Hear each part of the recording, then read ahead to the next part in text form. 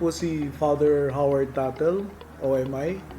Ako po ang Director ng Notre Dame of Greater Manila. Ngayong taon pong ito, ang ating pong paaralan, Notre Dame of Greater Manila, ay magsa-celebrate ng 60th anniversary, founding anniversary. Sa mahabang panahon, taon na ito, nagpapasalamat po tayo sa grasya na ipinagkaloob ng Diyos. Hindi lang sa paaralang ito, kundi sa lahat ng mga tao na naging bahagi ng paaralang ito. Nagpapasalamat din po ako ngayon sa inisyatibo na ginawa po ng Association ng Notre Dame Alumni Golf Club Incorporation. Sila po ay bilang celebration ng 60th anniversary ng Notre Dame of Greater Manila, sila po ay magkakaroon ng golf tournament.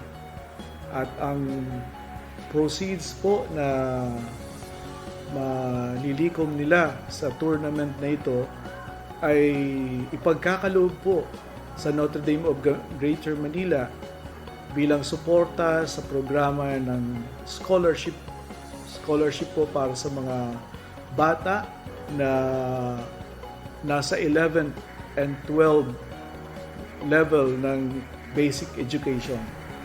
Ang suporta pong ito ay malaking bagay po para sa mga mag-aaral natin na sa buong buhay nila ay ngayon lang nila mararanasan ang isang Catholic education.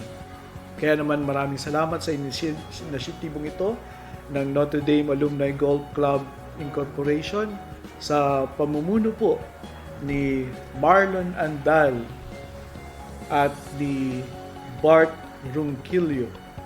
Si Sir Marlon Andal ang pinuno ng Notre Dame Alumni Golf Club Incorporation at si Sir Bart Ronquillo naman ang nahirang nilang mangunguna sa fund drive na ito.